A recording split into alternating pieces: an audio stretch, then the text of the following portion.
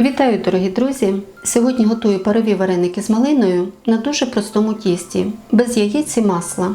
Але виходить воно м'якесеньке, пухке і дуже смачне. Перед вами пока только те продукты, которые понадобятся для теста. Оно самое простое, замешиваю только на кефире без добавления яйца и даже без желтка. Но кефир у меня густой, он так и называется, густый кефир. Жирностью 2,5%. Вот очень похож на домашний. Сахар, соль, сода и мука. Здесь у меня 360 грамм муки. Отбираю столовую ложку, полную с горкой. Ее буду вмешивать уже на столе. К остальной высыпаю соду, обязательно просеивая. Соды немного, 1/3 чайной ложки, то без горки. Это примерно 2 грамма. Мука у меня тоже просеяна. К кефиру высыпаю чайную ложку сахара, пол чайной ложки соли. Перемешиваю до их растворения и выливаю муку. Делаю здесь воронку, замешиваю тесто. Оно должно быть мягким, но не очень липким. Вообще месить его долго не надо. Добиться однородности и достаточно. У всех мука разная, поэтому не добавляйте сразу то количество, которое указано в рецепте. Немного отберите и лучше добавите ее на столе. Так вот, все продукты собрались в комочек. Миска чистая. Высыпаю ту муку, которую оставляла. Сразу всю муку не вмешиваю. Подсыпаю по чуть-чуть. И вы почувствуете по тесту, когда оно уже не очень липкое, однородное, не комковатое. Вот тогда месить достаточно. Вообще на замес уходит где-то максимум 5 минут. На полный замес с самого начала и до конца. Еще очень прилипает к коврику, к рукам без муки. Поэтому продолжаю подсыпать и вымешивать. Вот я свою муку знаю, она полностью должна войти в тесто. Может быть, вашей муки понадобится немного больше. Смотрите уже по тесту. Если оно очень липкое, то по чуть-чуть добавляйте. Собираю ее по коврику. Тесто уже однородное, это очень хорошо чувствуется рукой. Все, оно полностью готово. Вот такое вот мягкое, очень мягкое и немного липкое. Но придавливаю его не сильно. Коврик еще раз подпыляю мукой. И там, где оно будет отлеживаться, обваливаю в муке, чтобы не бралось корочкой и не подсыхало. Пусть немного полежит, около 10 минут, и буду делать вареники. Для начинки у меня малина. Я выбрала самую мелкую, чтобы ее побольше можно было положить в вареник. Понадобится еще сахар, здесь полстакана, и пол чайной ложки крахмала. Хорошо его перемешиваю и перетираю с сахаром, чтобы не оставались комочки. Крахмал по желанию можете не добавлять, но вкус его не будет чувствоваться, а сок немного загустеет и не будет вытекать из вареников. Тесто отлежалось, можно раскатывать. Коврик подпыляю мукой. Я его еще сверху накрывала пленкой, чтобы точно не засыхало. Беру сразу все, сверху его тоже подпыляю. Раскатываю в разных направлениях, чтобы по всей площади это тесто было одинаковой толщины. Проверяйте, чтобы оно не прихватывалось к коврику.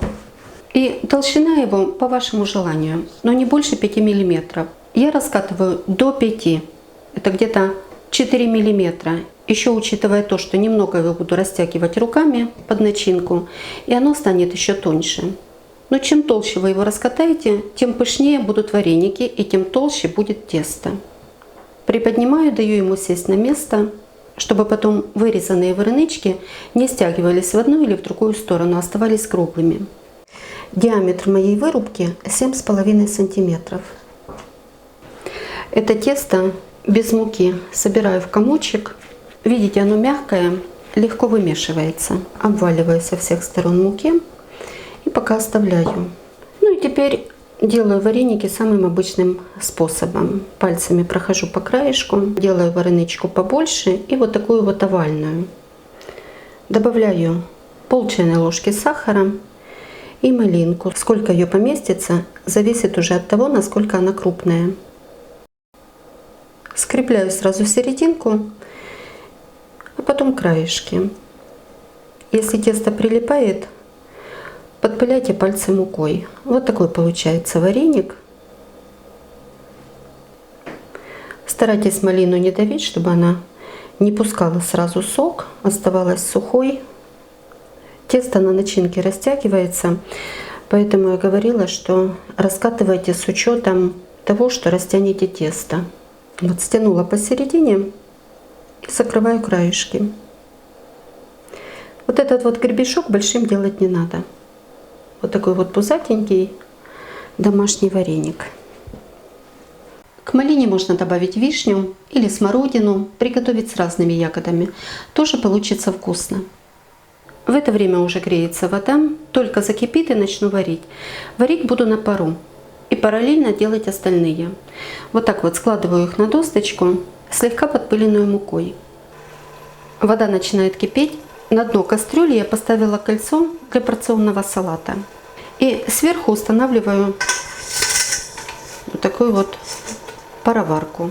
Смазала ее растительным маслом без запаха, и это только один раз перед первыми варениками. Потом уже смазывать не буду. Сильный огонь делать не надо. Укладываю варенички на расстоянии. Они будут расти. Закрываю крышкой и провариваю около 6 минут. Все, вареники сварились, аккуратно их достаю на блюдо. Донышко его уже смазала растопленным сливочным маслом. Пароварку уже ничем не смазываю. Сразу же укладываю следующее, закрываю крышкой, засекаю время и снова провариваю 6 минут.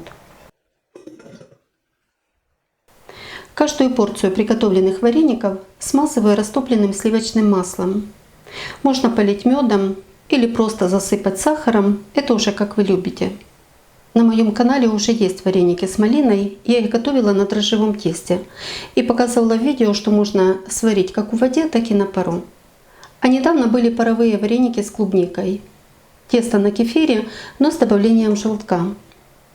Пробуйте разные рецепты, какое тесто вам больше понравится, и готовьте с удовольствием. Все вареники уже готовы, не хочу их прокалывать вилочкой, чтобы сразу не вытекал сок. И покажу вам, какие они внутри. Тесто не толстое, но в то же время и пышное, очень мягкое, начинки много, вареники сочные. Подавайте их со сметаной. В сметану вытекает этот сок, получается очень вкусно. Готовьте с удовольствием, радуйте своих любимых такими вкусными, домашніми, пишними варениками і приятного вам апетита. Ну, якщо вам подобаються мої рецепти, діліться ними з друзями, підписуйтесь на канал, залишайте коментарі. Щиро дякую за вподобайки, а спонсорам мого каналу за підтримку та допомогу. І як завжди бажаю вам всього найкращого.